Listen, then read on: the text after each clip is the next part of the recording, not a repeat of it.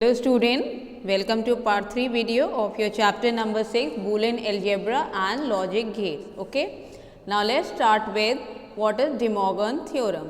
Basically the first law of De Morgan's law says that a plus b whole complement will be equivalent to the product of a complement and b complement. Okay, that means we can change the sign of plus to add sign, that is dot sign. Okay, however the complement or non-complement variable are going to remain unchanged.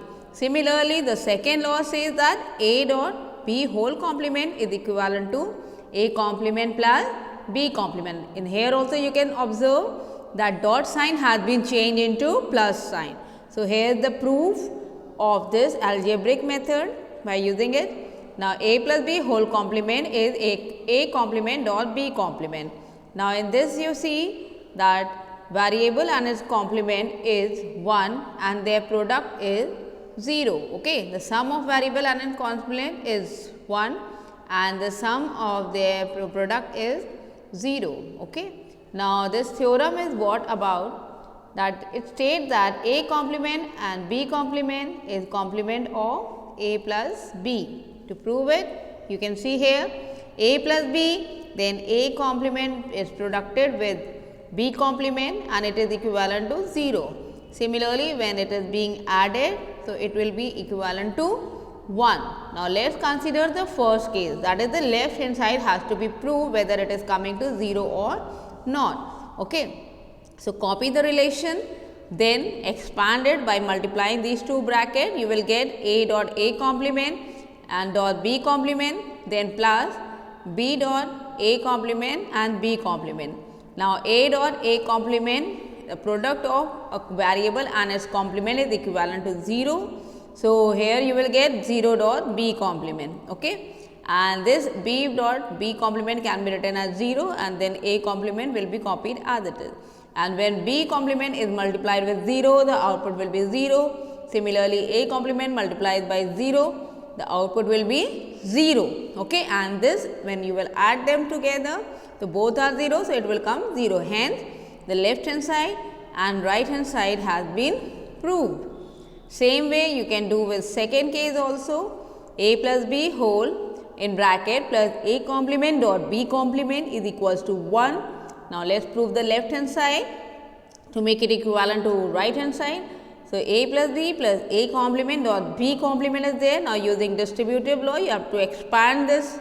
Okay, you have to factorize it, a plus b plus a complement and then a plus b complement as per distributive law. Then 1, you can see a plus a complement, what is that? When they are odd, then it will be equivalent to 1. Same way, any variable, its complement value and non-complement value, when they are added up together, the return will be 1. So, 1 a plus a complement can be written as 1 and b will be copied as it is and put it in one bracket, then in second bracket a is single. So, you write it as it is, then b plus b complement can be written as 1. So, 1 plus b or a plus 1 is equal to a, the properties of 0 and 1 remember, and 1 dot 1 if it is multiplied, so answer will be 1. Hence, the left hand side and right side has been proved. The same you can prove by putting the values of 0 and 1. Okay. For each part of the given relation, make the table, okay, and then write the values. Okay. Next is, these are the proof. Okay. Next we come to, you can see here some rule is there that the process of converting a plus sign into dot and a dot into a plus sign, the entire process is known as De Morganization. However, in De Morganization, we change only the signs and we do not change the variable or the complement variable. Okay? And this entire principle works on the breaking of the complement and changing the sign. Breaking the mean, if suppose a plus b whole in bracket is there, so how will you break? You will complement a as well as b and you will change the sign. This is what De Morgan law say. Okay. Next we come to principle of duality. Now, what is principle of duality? Based on principle of duality, we get the question for changing an expression. Okay. So, in principle of duality, there is a rule for changing it. What are the rules? First of all, you have to write the given relation as it is, then let the variable also as it is. We do not have to change any variable, fine. That is the complement and non-complement variables remain the same.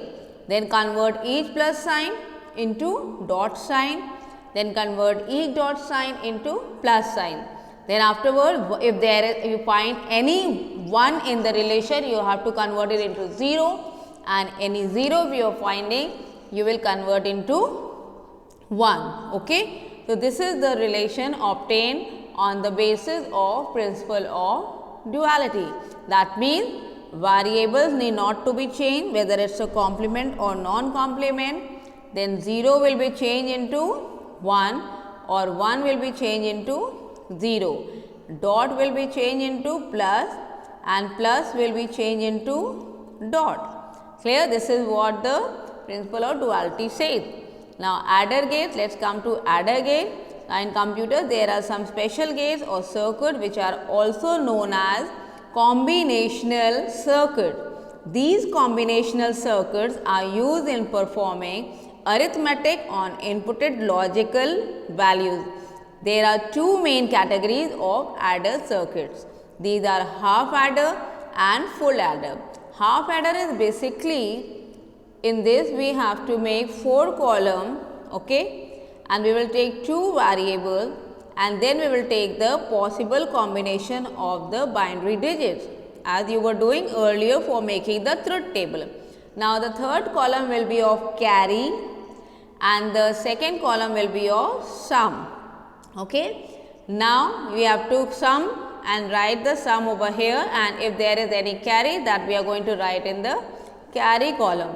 Now, 0 plus 0 is 0, 0 plus 1 is 1, in both carry will be 0, 1 plus 0 again 1 and carry will be 0, and 1 plus 1 will be 0 and carry will be 1. This is how the half adder gates are performed.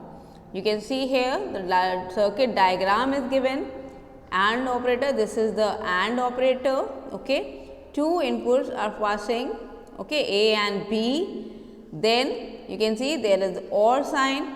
So, that means one line is going for carry and the other one sum, or we are adding. So, it is the symbol of OR, okay. And here we can write the symbol for this, okay. Next is the above diagram shows half adder circuit in which A and B are the logical values that are inputted for addition, and as a result a carry and sum is generated. As I draw and shown you that how the table is formed, in the same way they have given you this way, these are the input and you can see this is the sum portion and this is the carry. Carry is basically the product only. You can see if 0.0 is done, 0 is coming, 0.1 is 0, 1.0 is 0 and 1 and 1 is 1, okay. So, this is the A dot B form. Similarly, full adder is there. Now, this is also a combinational circuit that can add 3 binary or logical values. Now, half adder was for 2 binary logical variables, but in full adder you can add up to 3. So, in other words, we can say that the limitation of half adder is to overcome here. Limitation was third variable could not be added in the half adder, that was the limitation, but that limitation has been overcome in full adder. In this gate, we can add 2 binary values and to the result, we can add one more value or the carry of previous addition. You can see the logic circuit diagram. This is the block diagram. This is the half adder. 2 inputs are going A, B. One is the line for sum and the other one is for carry. Okay. And then after sum, whatever is the carry, that will be the next half adder will be made. Okay. And then this is the third variable and then the final sum is coming and final carry is coming. So, in this above diagram, let us read out that diagram shows 2 inputs A and B that are treated as input for a half adder, which in turn provides carry and sum. This sum is taken into for another half adder along with new input C. The sum attained for this second half adder is treated as final sum, and the two carries are given input to an OR gate, and the resultant is treated as final carry. Okay. Next we come to encoder. Now what is this encoder? It is a logic circuit which performs the conversion of one signal into group of signals of another set. This process is known as encoding. It accepts as input 2 to the power n input bits and produces n bits as output. Now you can see the truth table of 4 to 2 bit line encoder. Now in this you can see 1, 2, 3, 4 inputs have been passed and 2 outputs are coming. So basically these outputs, how they are realized? A is realized by adding or ORing. You are ORing up D2 and D3 column. This one is the result of A, and D1, this one is the result of B. Clear? So this is how the encoding is being done. You can see the structure of it also. 4 inputs are coming and then final A and B as the output. Clear? Same way decoder is there. Decoder is again a logic circuit which performs the task of decoding, that is altering data or changing data from one coded form to another. If in it n wires are connected, and there will normally be 2 to the power n wires out, only one of which will be a logic one at a time. Okay.